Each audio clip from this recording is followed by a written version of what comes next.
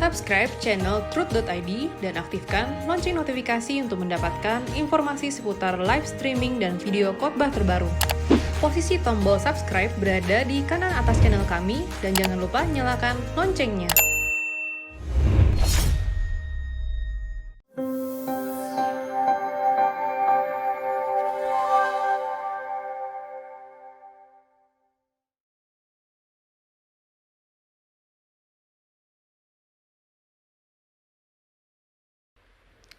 Shalom saudara sekalian, salam sejahtera. Ini adalah pertemuan yang ke-10 dari seri penjelasan mengenai surga. Kita memiliki 2 sesi pada kesempatan ini. Bapak, Ibu, saudara-saudara sekalian bisa fokus pada apa yang kita akan dengar pada kesempatan ini. Dan sekiranya bisa atau diusahakan bisa, tidak mengerjakan pekerjaan yang lain. Mari kita tundukkan kepala, kita berdoa. Bapa di dalam surga, terima kasih untuk berkat pemeliharaan-Mu, sehingga kami boleh ada sebagaimana kami ada, ya Bapa. Ampunilah segala ketidaktepatan kami, layakkan kami di hadapan-Mu ya Bapa. Kami mohon kepadamu Bapa, kuasai, Bapa cengkeram anak-Mu ini yang akan berbicara atas nama-Mu mengenai rahasia surga. Roh Kudus menuntun kami semua agar kami dapat mengerti firman-Mu dengan pewahyuan dari surga. Bapa, terima kasih, dalam nama Yesus Kristus kami bersyukur, kami berdoa kepadamu. Amin.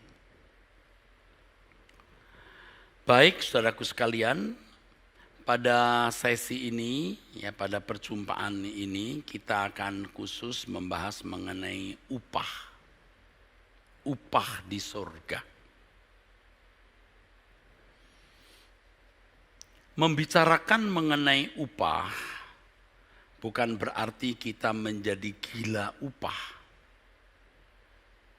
Kita mengabdi kepada Tuhan bukan karena untuk memperoleh upah, tetapi karena kita telah menerima kebaikan Tuhan, yaitu pengampunan dosa yang membawa kita kepada keselamatan, yaitu dikembalikannya kita ke rancangan Allah semula, menjadi anak-anak Allah dan nanti diperkenan masuk ke dalam kerajaan Allah sebagai anggota keluarga kerajaan Allah. Kita telah ditebus oleh Yesus dengan darahnya dan lunas dibayar. Kita menjadi milik Tuhan sepenuhnya, sehingga segala sesuatu yang kita miliki bukan milik kita sendiri, tapi milik Tuhan. 1 Korintus 6 ayat 19 dan 20. Itulah sebabnya prinsip hidup orang percaya adalah, bagiku hidup adalah Kristus dan mati adalah keuntungan. Filipi 1 ayat 21. Hal ini juga dikalimatkan oleh Paulus dengan pernyataannya sebagai berikut. Jika engkau makan atau jika engkau minum atau melakukan sesuatu yang lain, lakukanlah semua untuk kemuliaan Allah. 2 Korintus pasal yang kelima ayat 14 dan 15, firman Tuhan mengatakan bahwa Dia telah mati untuk kita. Dan kita semua sudah mati. Kalau kita hidup bagi Dia yang telah mati untuk kita. Memang sebagai anak tebusan, kita tidak lagi memiliki hak untuk hidup bagi diri kita sendiri. Kita hidup hanya bagi Dia yang telah mati untuk kita. Saudaraku, setiap pengabdian pasti mendapat atau mendatangkan upah. Setiap pengabdian pasti mendatangkan upah. Tapi bukan karena upah itu kita mengabdi. Karena kita telah dimiliki oleh Tuhan dan sepatutnya memang kita hidup hanya bagi Dia yang telah mati bagi kita dan memiliki hidup kita sepenuhnya. Di dalam Alkitab Perjanjian Baru kita menemukan fakta-fakta yang sulit dibantah. Bahwa di surga orang percaya yang benar akan menerima upah. Ya. Orang percaya yang benar akan menerima upah. Dan di surga ada jenjang atau tingkatan. Yesus dan rasul-rasul mengumumkakan hal ini. Adanya upah. Ya. Adanya upah. Itu ditulis dalam Matius 5 ayat 12, Matius 6 ayat 1 sampai 4, Matius 19 sampai 28 sampai 29, dan banyak lagi yang nanti kita akan periksa. Ya, dan lain-lain yang nanti kita akan periksa. Upah yang dimaksud di dalam ayat-ayat Alkitab itu, saudaraku, bukanlah ganjaran. Walaupun kata upah dan ganjaran memang bisa bersinonim. Tetapi biasanya ganjaran dikaitkan atau dihubungkan dengan akibat suatu perbuatan. Ya. Baik perbuatan itu positif atau negatif. Tetapi upah menunjuk kepada reward atau hadiah atau pencapaian yang diterima seseorang karena melayani Tuhan. Di dalam bahasa aslinya, saudara, kata upah ini adalah mistos. Mistos.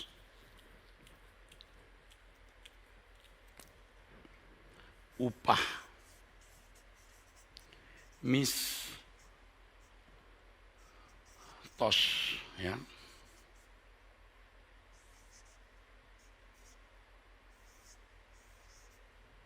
Mistos.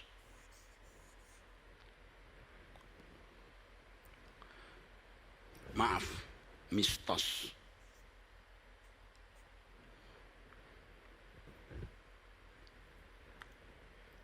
Jadi mistos.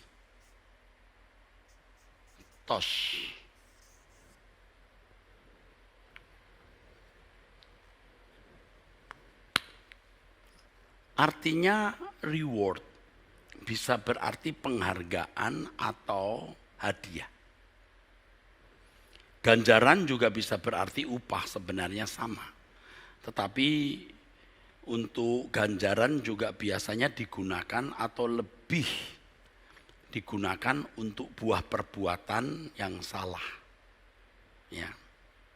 Kalau kata upah digunakan untuk menunjukkan buah perbuatan seseorang, ya, itu biasanya ada unsur ironis, saudaraku. Ya. Ganjaran bisa juga berarti sebuah konsekuensi. Ganjaran bisa berarti juga pembalasan, tetapi upah lebih bernuansa positif. Oleh sebab itu saya menggunakan kata upah. Dan memang lebih tepat upah yang memiliki nuansa reward, ya, penghargaan atau hadiah. Kita mulai dengan Matius 5 ayat 12. Tertulis, bersukacita dan bergembiralah karena upahmu besar di surga. Sebab demikian juga telah dianiaya nabi-nabi sebelum kamu. Ada kalimat upahmu besar di surga. Menunjukkan bahwa upah yang diterima orang percaya itu di surga. Ya, bukan di bumi. Ayat yang sama tertulis dalam Lukas 6 ayat 23 juga. Ya, yang sama. Upahmu besar di surga. Tuhan tidak akan memberikan upah di bumi jika upah itu tidak bernilai kekal. Maksud saya Tuhan tidak akan memberikan upah yang tidak berkualitas. Tuhan pasti memberikan upah yang berkualitas, yang bernilai kekal. Jadi kalau kita bertumbuh dewasa, kita tidak pernah mengharapkan dan berhitung bagaimana memperoleh upah di bumi. Kalau Tuhan memberikan sesuatu yang dapat dinikmati di bumi, apakah itu kesehatan, berkat jasmani, sukses dalam karir, sukses dalam studi, sukses dalam bisnis, semua itu demi kemuliaan Allah dan kepentingan kerajaan surga. Orang Kristen yang dewasa tidak memperhitungkan itu sebagai upah. Walau tentu kita juga sukacita kalau anak kita lulus, anak kita bisa mendapatkan pekerjaan, menikah dengan pasangan yang tepat, kita bersyukur. Tetapi kita tidak memandang itu sebagai puncak dari reward atau upah. Semua itu diberikan sebagai tambahan agar kita menjadi lebih efektif bagi kerajaan Allah. Banyak orang salah memahami Matius pasal 6 ayat 33. Ya. Matius pasal 6 ayat 33. Carilah dahulu kerajaan Allah dan kebenarannya, maka semuanya ditambahkan.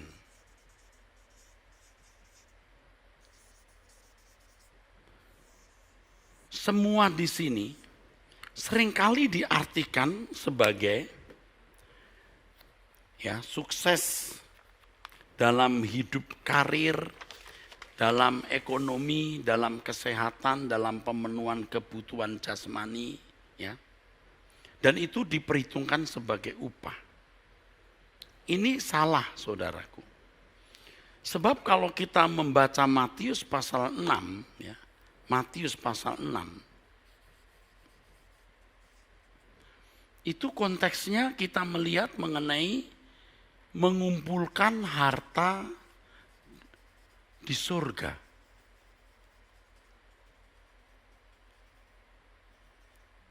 Di surga. Bicara soal memindahkan hati.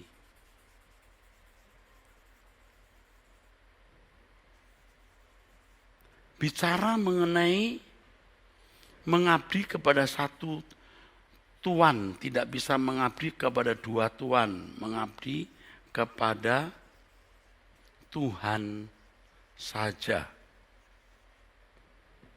Bicara mengenai kekhawatiran, nanti dibaca sendiri. Jadi kalau Tuhan menambahkan semua, supaya kita bisa efektif mengumpulkan harta di surga, kita lebih efektif memindahkan hati di surga, kita bisa mengabdi sepenuhnya tanpa hambatan, dan kita bisa menghalau kekhawatiran. Kalau saudara bisa mengerti ya kebenaran, upah itu bukan di bumi. Apapun yang Tuhan berikan di bumi, kita tidak anggap itu sebagai upah, tetapi sebagai kelengkapan untuk mengabdi dan melayani Tuhan. Tapi kalau orang Kristen yang belum dewasa, keadaan yang nyaman, sukses, keberhasilan, itu dianggap upah. Kalau orang Kristen yang dewasa, ia tidak menganggap semua yang dipandang sebagai keberhasilan di mata manusia itu upah. Tetapi sebagai sarana yang Allah berikan supaya kita bisa lebih efektif mengabdi kepada Tuhan. Kepercayaan yang lebih besar yang Allah berikan supaya kita bisa mengambil bagian dalam pengabdian kita kepada Tuhan. Nah, jadi kita jangan mencari tambahan. Hanya bermaksud supaya kita memiliki kebutuhan jasmani lebih dipenuhi, ya. Kita lebih terhormat, kita lebih sukses dalam segala hal. Matius pasal 6 ayat 34 mengatakan bahwa esok ada kesusahannya sendiri. Selalu ada kesusahan itu. Kita hidup di dunia yang memang sudah rusak, saudaraku. Sekali lagi saya katakan bahwa semua keberhasilan, semua sukses, semua pemenuhan kebutuhan jasmani jangan dipandang sebagai upah. Upah kita itu nanti di langit baru, bumi baru. Kalau Paulus mengatakan, ya, upahku adalah melayani Tuhan tanpa upah. Upahku adalah melayani Tuhan tanpa upah. Jadi yang ada ya penderitaan, saudara. Dan ini menunjukkan bahwa memang kita tidak mengharapkan upah di bumi. Upah kita di surga. Kalau orang menganggap bahwa yang dia miliki itu upah, maka dia pasti menggunakan itu untuk kesenangannya sendiri. Tapi kalau orang memandang upahnya itu hanya di surga, semua keberhasilan, semua sukses, semua pemenuhan kebutuhan jasmani dia persembahkan untuk pekerjaan Tuhan. Supaya lebih efektif melayani Tuhan. Ya, oke. Dalam Matius pasal 6 ayat 1 sampai 6, Yesus menasihati orang percaya untuk menjalankan hidup keberagamaan atau hidup kekristenannya dengan tulus. Kalau berdoa jangan sengaja mau show di depan orang. Kalau puasa jangan sengaja mau menunjukkan diri supaya orang lihat dan lain sebagainya. Supaya begini saudara, kita melakukan atau menjalankan hidup kekristenan kita bukan supaya dilihat oleh orang atau mendapat pujian. Kalau seseorang melakukan sesuatu dengan maksud supaya mendapat pujian, maka upahnya adalah pujian itu. Dia sudah mendapat upahnya, demikian Tuhan Yesus katakan. Berarti dia tidak memperoleh kehormatan dari Allah. Orang yang sungguh-sungguh, saudara, mencari kehormatan bagi Allah atau mencari hormat dari Allah dan mencari kehormatan bagi Allah, maka dia melakukan segala sesuatu dengan tulus, tidak bermaksud supaya orang lain melihatnya. Orang yang mencari hormat itu orang yang tidak dapat menjadi percaya, tidak bisa percaya dengan benar. Yohanes 5 ayat 44. Bagaimana kamu percaya, bagaimana kau bisa percaya kalau kamu masih saling, maksud saya, kalau kamu masih mau mencari hormat satu dengan yang lain.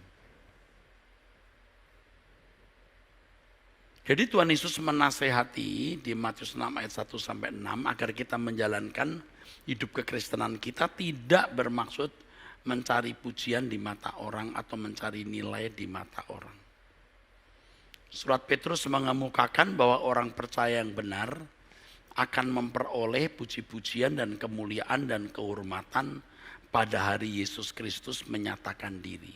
1 Petrus 1 ayat 7. Kehormatan dari Allah tersebut, ya, dalam Matius 6 ayat yang pertama, sebagai reward atau penghargaan yang dalam teks aslinya adalah mistos yang tadi sudah saya tulis. Mistos. Ya. Upah kita di surga bukan di bumi. Ya. Kalau kita melakukan hidup kekristenan kita atau menjalankan hidup kekristenan kita bukan karena kita mau dipuji orang.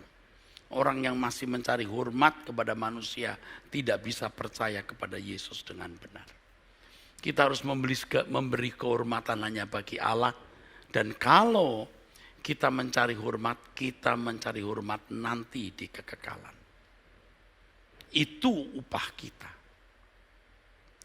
Saudara, catat baik-baik ini. Ya, catat baik-baik ini. Upah kita bukan di bumi. Upah kita itu nanti setelah kematian di langit baru, bumi baru. Keberhasilan, sukses, pemenuhan kebutuhan jasmani, kelebihan yang kita miliki, itu bukanlah sukses. Itu kepercayaan Tuhan untuk kita gunakan supaya kita lebih efektif bagi kerajaan surga. Ingat ini, tidak ada keberhasilan di bumi, kecuali nanti waktu kita menutup mata, kita mendapatkan kehormatan dari Tuhan. Ya. Dalam Injil beberapa kali dikemukakan, saudaraku, dikemukakan dari apa yang tulis dalam Injil, bahwa orang percaya akan mendapat 100 kali lipat dari apa yang telah dikorbankan bagi Tuhan. Matius 19 ayat 28-29 tertulis, "Aku berkata kepadamu, sesungguhnya pada waktu penciptaan kembali, apabila anak manusia bersemayam di tata kemuliaannya, kamu yang telah mengikut aku akan duduk juga di atas 12 tahta untuk menghakimi ke-12 suku Israel. Dan setiap orang yang karena namaku meninggalkan rumahnya, saudaranya laki-laki atau saudaranya perempuan, bapak atau ibunya, anak-anak atau ladangnya, akan menerima kembali 100 kali lipat dan akan memperoleh hidup yang kekal." Ayat yang senada dengan ini Markus pasal 10 ayat 30, Lukas 18 ayat 29-30. Jelas, saudaraku, di ayat ini ditunjukkan bahwa pada waktu penciptaan kembali, maka kita orang percaya yang benar, yang setia ikut Tuhan, memperoleh upah. 100 kali lipat, digandakan 100 kali lipat di kehidupan yang akan datang.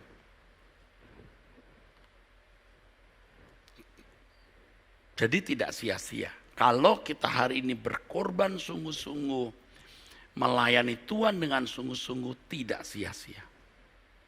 Dalam 1 Korintus 3 ayat 7-9 tertulis, "Karena itu yang penting bukanlah yang menanam atau yang menyiram, melainkan Allah yang memberi pertumbuhan, baik yang menanam maupun yang menyiram adalah sama. Dan masing-masing akan menerima upahnya sesuai dengan pekerjaannya sendiri. Karena kami adalah kawan sekerja Allah, kamu adalah ladang Allah, bangunan Allah." Jadi Alkitab jelas bicara tentang upah ini. Allah memiliki perhitungan, ya. Memiliki perhitungan, mistos. Jadi ingat saudaraku, ya. Upah, mistos.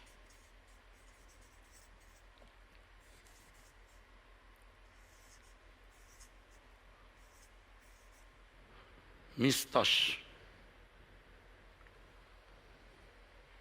Ya, ini.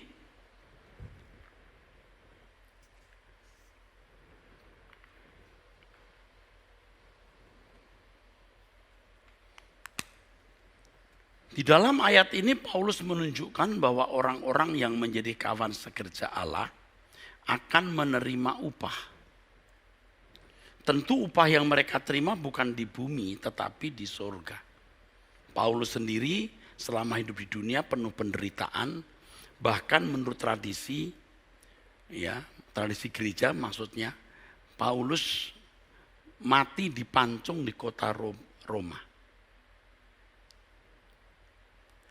Ya, Yang penting bukanlah yang menanam atau menyiram, melainkan Allah yang memberi pertumbuhan.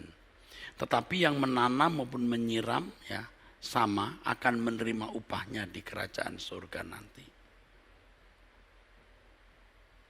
Jadi tidak ada upah di bumi, upah itu nanti di surga. Jadi kalau kita memperoleh keberhasilan sukses, kalau itu dianggap upah ya enggak apa-apa, enggak salah juga.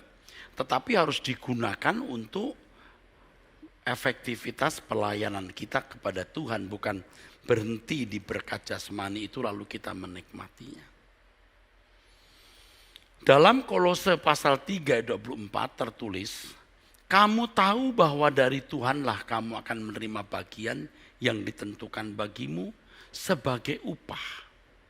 Kristus adalah Tuhan dan kamu hambanya. Ya. Kamu tahu bahwa dari Tuhanlah kamu akan menerima bagian yang ditentukan bagi kamu sebagai upah. Menerima. Dalam teks aslinya itu apolempsiste. Apolempsiste. Dari akar kata apolambano. Apolambano. Ini kata luar biasa, saudara. Ya. Apolambano.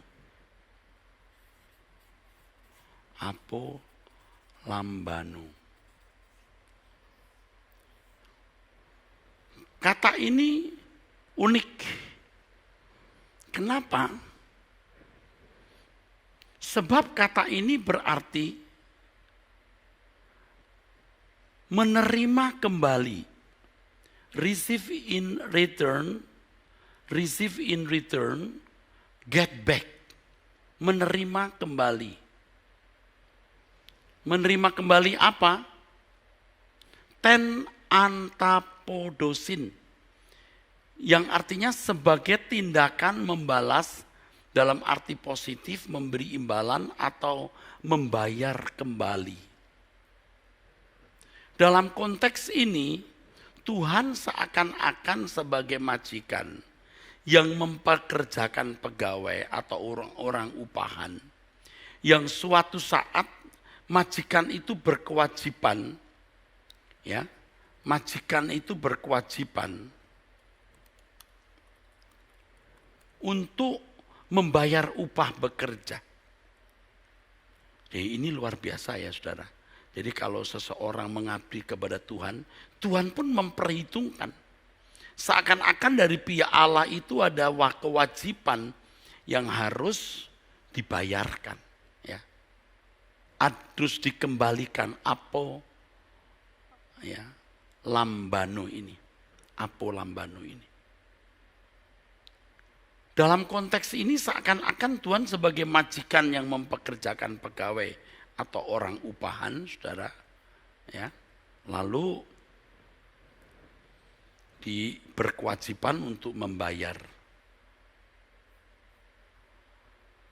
Kebenaran ini bertalian dengan Ibrani 10 ayat 32 sampai 33. Ibrani 10 ayat 32 sampai 33 tertulis begini.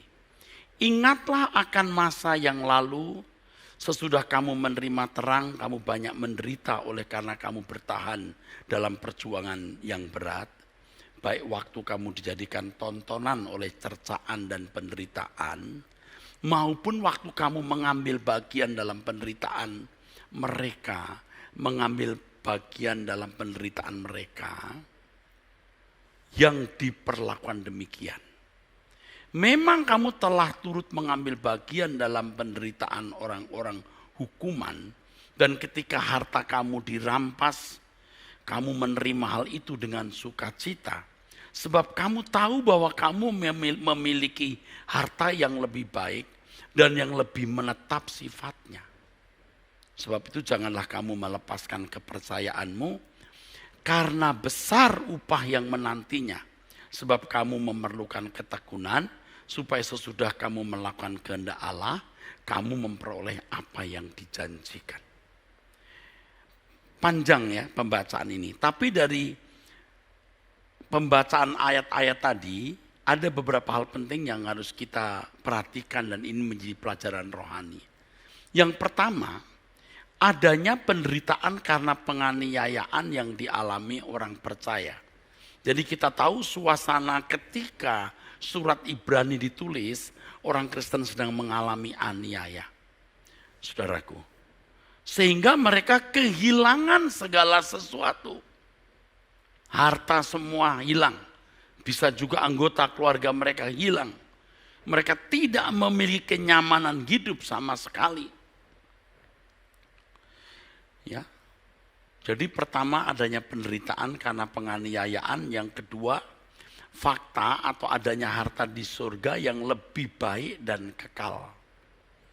Ya, tadi dikatakan bahwa mereka mengambil bagian dalam penderitaan. Ya. Ketika harta mereka dirampas, mereka tidak merasa susah, tetapi menerima itu dengan sukacita, sebab kamu memiliki harta yang lebih baik. Memiliki harta yang lebih baik, saudaraku. Yang pertama mereka mengalami aniayaan, kedua mereka memiliki harta yang lebih baik.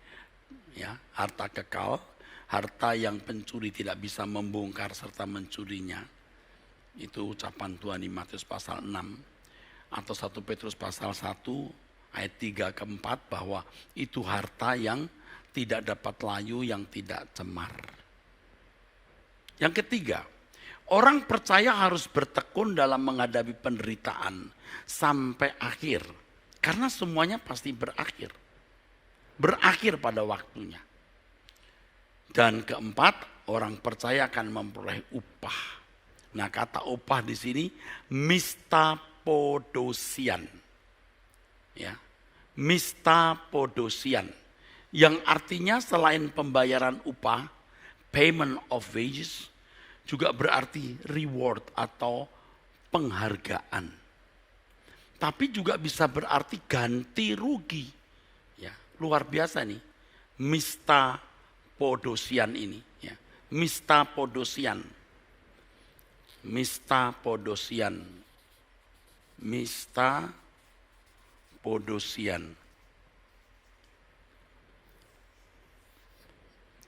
Artinya apa itu ya? Ganti rugi. Recompense. Ganti rugi. Recompense. Ganti rugi. Jadi kalau kita melihat kata recompense, itu ganti rugi. Dan Tuhan seperti mengganti rugi.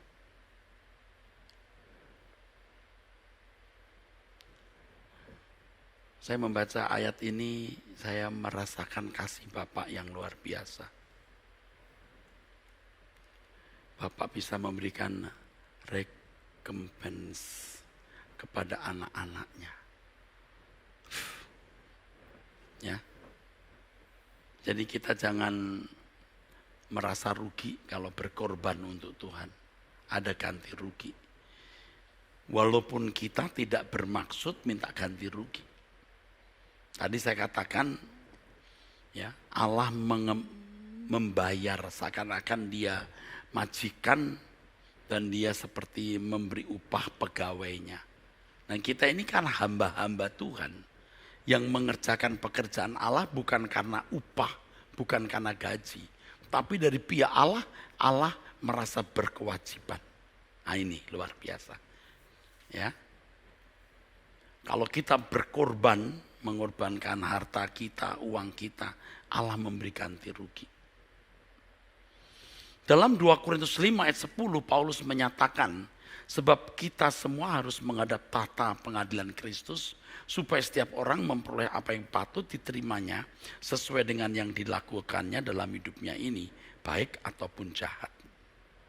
Kalimat memperoleh apa yang patut diterimanya menunjuk kepada upah yang akan diterima setiap orang berdasarkan apa yang dilakukannya.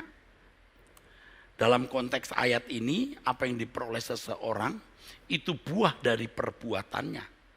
Memang bisa berarti sebuah ganjaran. tapi juga bisa berarti sebuah upah. Dan kita lebih memilih kata ini, upah.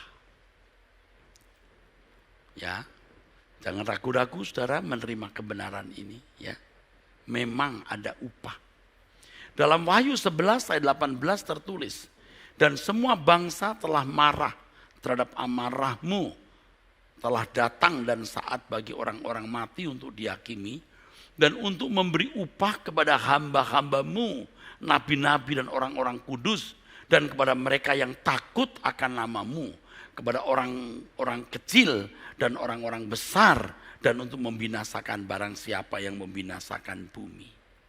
Nah, kalimat memberi upah di sini, donaiton misthon, yang artinya bukan saja memberi upah, tapi juga berarti memberi hadiah atau penghargaan. Misthon, donaiton misthon, ya, memberi hadiah, menganugerahkan reward, menganugerahkan hadiah. Berbicara mengenai hadiah, dalam Filipi 3 ayat 13-14, Paulus menyatakan mengenai hadiah atau semacam upah dengan pernyataan ini. Saudara-saudara, aku sendiri tidak menganggap bahwa aku telah menangkapnya. Tetapi hal ini yang kulakukan. Ya. Aku melupakan apa yang telah di belakangku dan mengarahkan diri kepada apa yang di hadapanku. Hadiah. Ini ada kata brabeion. Brabeion. Hadiah.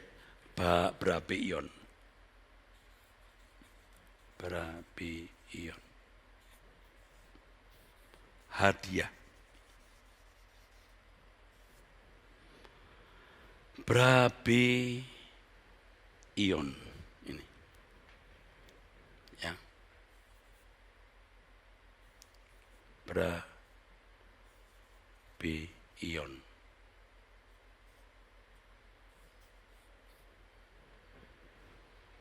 Brabeion. Yang artinya selain hadiah juga nilai atau harga.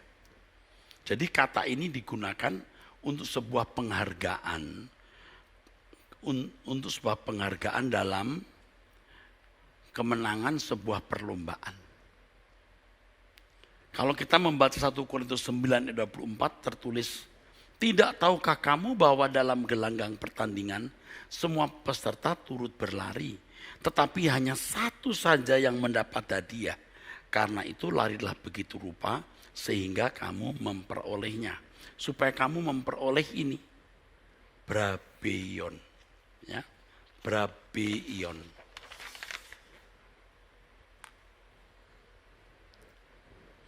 Makanya kalau membaca kebenaran-kebenaran ini kita tidak bisa menyangkal kenyataan adanya kehendak bebas. Ya. Kehendak bebas itulah yang memungkinkan kita ini ya memperoleh apa yang patut kita terima. Paulus menyinggung hal upah ini adalah hadiah yang digambarkan sebagai mahkota. Ya. Tidak mungkinlah Tuhan memahkotai kita bukan karena hasil usaha dan kerja keras kita setelah menerima keselamatan. Paulus mengatakan dalam 1 Korintus 9 ayat 24 dan 25. Tiap-tiap orang yang turut mengambil bagian dalam pertandingan, menguasai dirinya dalam segala hal, mereka berbuat demikian untuk memperoleh suatu mahkota yang fana. Tetapi kita untuk memperoleh suatu mahkota yang abadi. Sebab itu aku tidak berlari tanpa tujuan dan aku bukan petinju yang sembarangan saja memukul. Nah, kan tidak mungkin Allah mendesain orang untuk bisa menang, sedangkan yang lain tidak didesain untuk menang. Lalu yang didesain menang itu Tuhan beri mahkota. Itu gak waras saudaraku. Pengertian yang tidak logik. Tidak akan bisa dimengerti dan tidak berimplikasi dengan benar. Mahkota ini ya, tidak diberikan kepada semua orang. Tetapi mereka yang sungguh-sungguh ibarat pelari yang berlari dengan tujuan, dengan sungguh-sungguh, petinju yang tidak sembarangan memukul. Mahkota yang abadi ini bisa menunjuk mahkota yang disebut sebagai beberapa istilah. Yang pertama, mahkota abadi. 2 Timotius 4 ayat 8. Ya, kita menemukan mahkota yang abadi. Sekarang telah tersedia bagiku mahkota kebenaran yang akan dikaruniakan kepadaku oleh Tuhan, Hakim yang adil pada harinya. Tetapi bukan hanya kepadaku, melainkan juga kepada semua orang yang merindukan kedatangannya. Tadi dikatakan adanya mahkota ya, abadi, ya, saudaraku. Lalu ada mahkota kebenaran. Ya, semua ini mahkota-mahkota. Lalu mahkota kehidupan. Mahkota.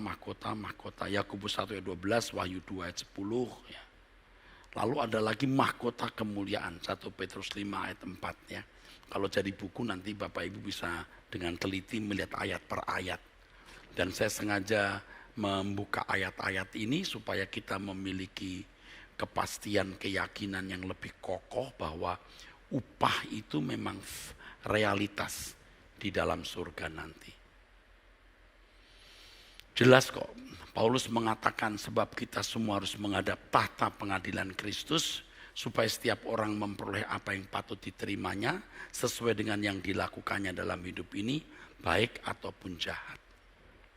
Kalimat memperoleh apa yang patut diterimanya menunjuk kepada upah yang diterima setiap orang berdasarkan apa yang dilakukannya.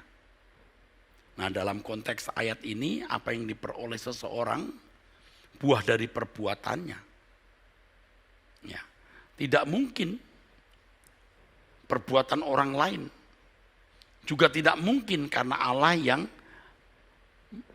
mengontrol, mengatur, mengendalikan. Tidak mungkin. Manusia harus mengendalikan dirinya sendiri. Manusia harus membuat pilihan. Manusia harus punya ketekunan baru mendapatkan mahkota. Mahkota kebenaran, mahkota abadi, mahkota kemuliaan, mahkota kehidupan. Sama itu. Tapi bicara mengenai mahkota itu bicara soal keagungan atau kemuliaan. Dan pasti ini tidak diberikan gratis. Pasti kita akan menerima upah. Walaupun bukan karena upah itu kita mengabdi. Upah juga diberikan kepada mereka yang belum tentu sudah menjadi orang Kristen. Seperti yang dikatakan Yesus dalam Markus 9 ayat 40 sampai 41.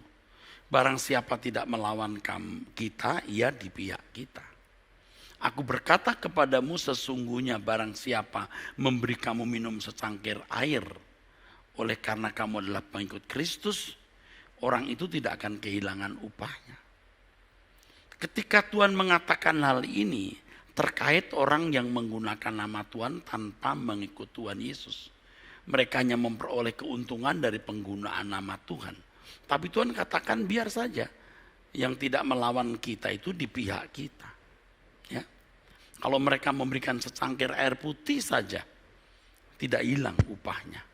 Jadi Tuhan pun memberi upah kepada orang-orang non-Kristen yang berbuat baik kepada orang Kristen. Nah, pasti orang-orang seperti itu juga tidak jahat terhadap orang-orang seagamanya. Nah, kalau terhadap orang Kristen berbuat jahat, kepada orang seagamanya pun pasti dia juga mencari keuntungan dan tidak memiliki hati yang lurus. Jadi yakin upah itu ada dan upah itu di surga. Jangan sekali-kali berharap upah di bumi. Yang penting kita menjalani hidup di bumi bisa sesuai dengan kehendak Allah dan itu menjadi kebahagiaan kita. Kalau kita diberi banyak, menjadi orang kaya, terhormat. Nah, ini merupakan kepercayaan. Ini milik Tuhan, bukan untuk kita nikmati sehingga menjadi nyaman, tapi kita menjadi lebih kerja keras. Karena itu kepercayaan lebih lelah.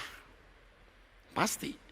Anda punya uang 5 juta, mengelola uang 5 juta tidak mudah. Tapi kalau 5 miliar, waduh lebih sulit. Kenapa 5 juta tidak mudah? Nah karena jiwa kita egois kan. Mana mau kita berbagi untuk orang lain dengan pas-pasan itu.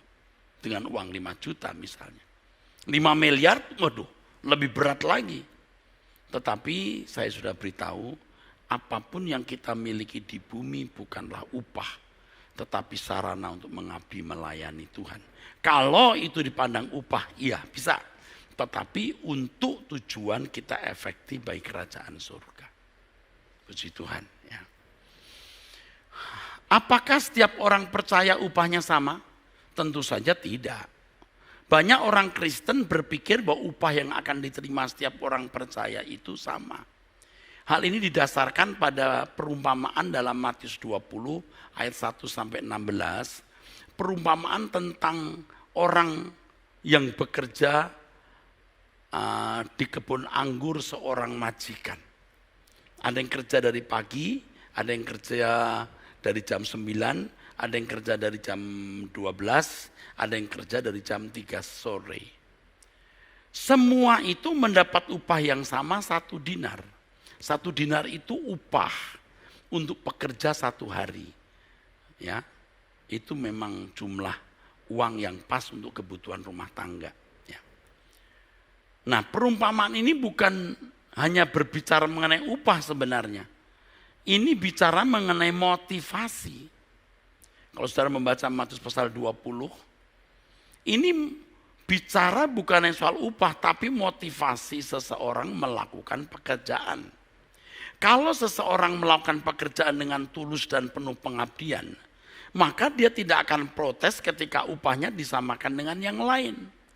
Ini kan dikisahkan orang-orang yang kerja dari pagi protes kepada majikan atau pemilik kebun itu. Loh kenapa dia baru masuk jam 3 sore digaji sama dengan saya? Nah pemilik kebun berkata, itu hak saya kan, kamu sama aku sudah bikin satu komitmen, 1 dinar. Ada perjanjian, untuk orang lain itu bukan urusanmu.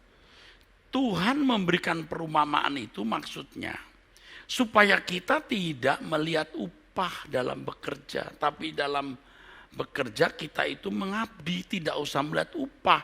Kalau tidak melihat upah, kita tidak akan iri orang mau digaji berapa. Nah sebelum memberikan perumpamaan ini, Yesus memang berbicara mengenai upah, karena murid-muridnya bertanya mengenai apa yang mereka akan peroleh kalau meninggalkan segala sesuatu. Nah bicara mengenai kuantitas upah, yang berarti juga kualitasnya. Jelas sekali Tuhan membedakan upah yang akan diterima setiap orang. Setiap orang itu punya upah yang berbeda-beda. Dengan demikian dalam kerajaan surga juga terdapat kedudukan yang berbeda. Nah ini kita pelajari nanti satu persatu jika waktunya cukup. Dalam Matius pasal 5 ayat 12 dikatakan, bersukacita dan bergembiralah karena upahmu besar di surga. Kata upah di situ mistos, sudah tahu ya. Kata besar di situ adalah polus. Polus.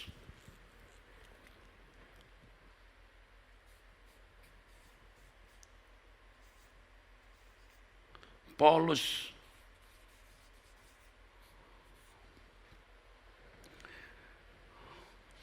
Yang berarti many of number, many, numerous of extent or magnitude, great, large, plentiful, of quantity maksudnya, in large quantities. Banyak dari jumlah, banyak dalam luasan besarnya, banyak dalam kuantitas. Ya. Plentiful of quantity. Lawan polos itu oligos. Oligos. Kalau ada kata oligos. Oligos. Nanti kita bisa membedakan antara mega dan mikros. Ini juga mirip tapi beda. Nanti kita belajar ya. Pelan-pelan, coba. Kata polos Paulus dan Oligos digunakan dalam 2 Korintus 8:15. Perhatikan ini. Orang yang mengumpulkan banyak, Paulus, tidak kelebihan, dan orang yang mengumpulkan Oligos sedikit, tidak kekurangan. Jadi Paulus dan Oligos ini, saudaraku, Paulus dan Oligos ini, saudara, menunjuk jumlah dari sebuah akumulasi atau pengumpulan. Kata upah yang besar ini juga terdapat dalam Lukas 6 ayat 23. Jadi dari akumulasi jadi besar. Ya. Kata Paulus dan Oligos ini. Lukas juga menulis kebenaran seperti yang dikemukakan oleh Matius, sama, bersukacitalah pada waktu itu dan bergembiralah, sebab sesungguhnya upahmu besar. Upahmu besar itu artinya dari hasil akumulasi, hasil kerjamu. Ya, nabung, menimbun.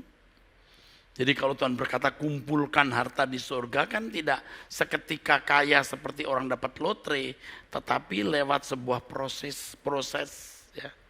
Paulus, Alkitab itu cerdas, saudaraku.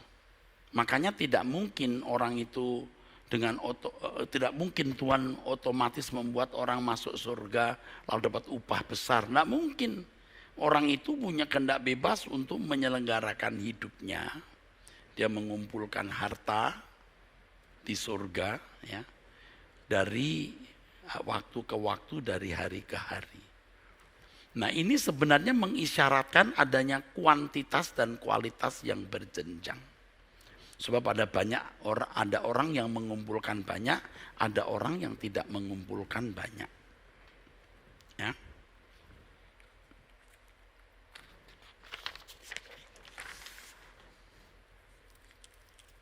Tadi kita sudah belajar ya saudara mengenai Paulus itu ya.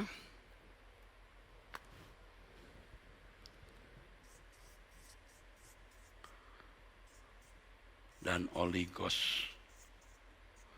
Ini kan sebuah akumulasi ya.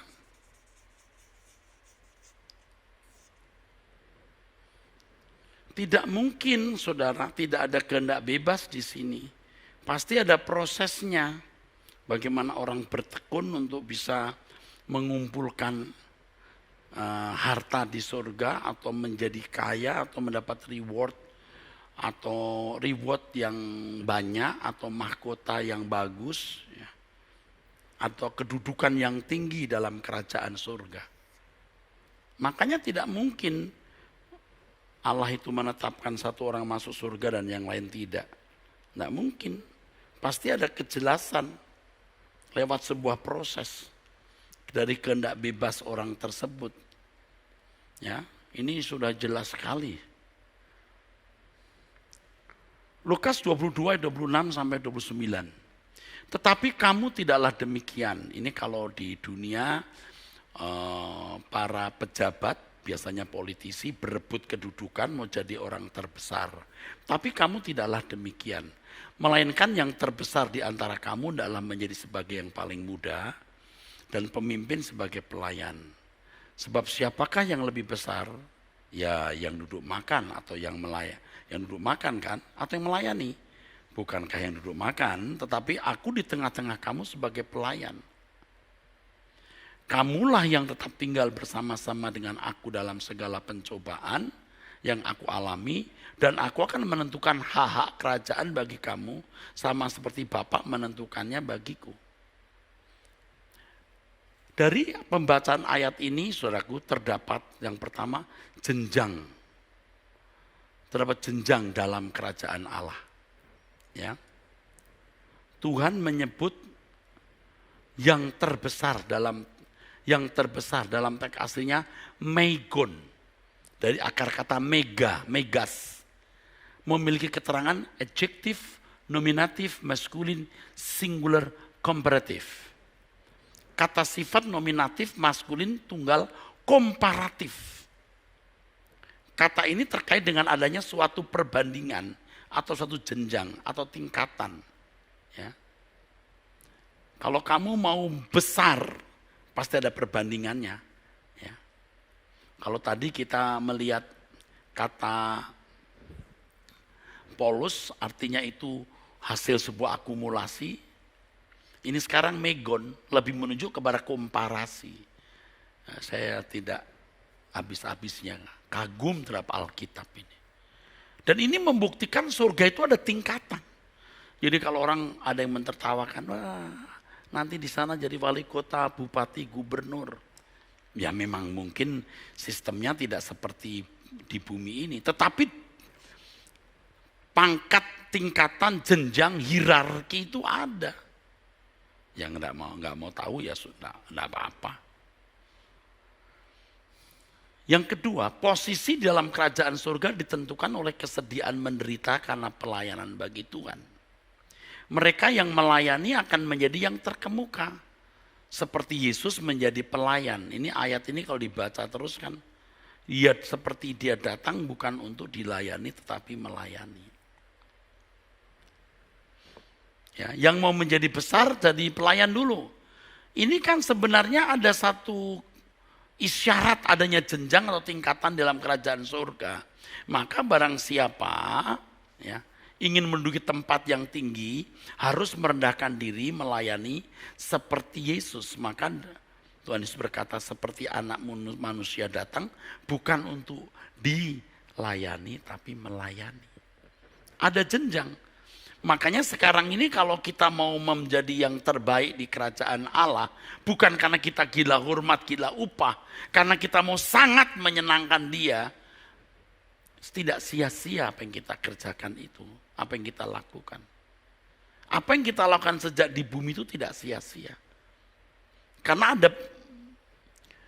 ada upahnya yang kamu tabur, kamu tuai. Dituai di keabadian. Makanya kalau mengerti kebenaran ini, dia tidak akan lagi berkata, Pak, lebih baik saya jadi anggota masyarakat saja deh. Wah, itu kurang ajar. Karena Allah mengendaki engkau jadi seorang yang bernilai di mata Allah, yang sangat menyenangkan Dia, supaya di kekekalan kamu memiliki kedudukan yang baik.